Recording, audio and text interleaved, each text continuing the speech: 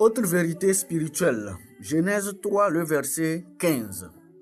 Après la désobéissance de l'homme, regardez ce que Dieu dit. Dieu dit, je mettrai inimitié, c'est-à-dire haine, entre toi et la femme. On parle du serpent. Or, le serpent symbolisait le diable. Donc, Dieu souverainement a mis la haine. Il y a une haine entre qui et qui? Le serpent et la femme. Donc, ça veut dire que jusqu'à la fin du monde, là, Satan ne va jamais aimer la femme. Maintenant, toi, tu as épousé une femme. Tu as cette information que Satan déteste ta femme. Maintenant, est-ce que tu vas travailler main à main avec le diable pour haïr ta femme?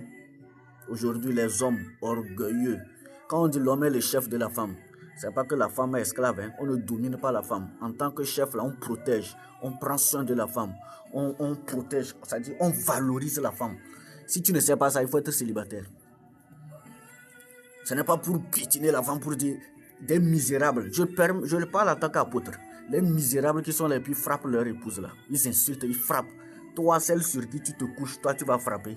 Et tu vas espérer réussir dans la vie pour dire que c'est toi le chef. Non, mon ami, quand tu prends soin de la femme selon la parole de Dieu, tu la valorises, facilement elle se soumet. Pourquoi tu te soumets à Christ? Parce que Jésus prend soin de toi. Parce qu'il disait qu'il a payé le prix pour toi. C'est pourquoi tu te soumets à lui, non? Si tu ne fais pas ce que Jésus veut, est-ce que tu es à l'aise? Tu n'es pas à l'aise.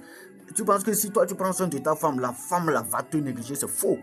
Si tu prends réellement soin de ta femme et ta femme te néglige, mettez ça dans la prière. Il y a quelqu'un qui combat la femme. Je te dis la vérité. Une femme normale selon la Bible, Dieu a créé la femme avec la prédisposition de se soumettre. Dieu a créé l'homme avec la prédisposition d'être responsable. La femme manifeste la douceur de Dieu. L'homme, c'est la responsabilité.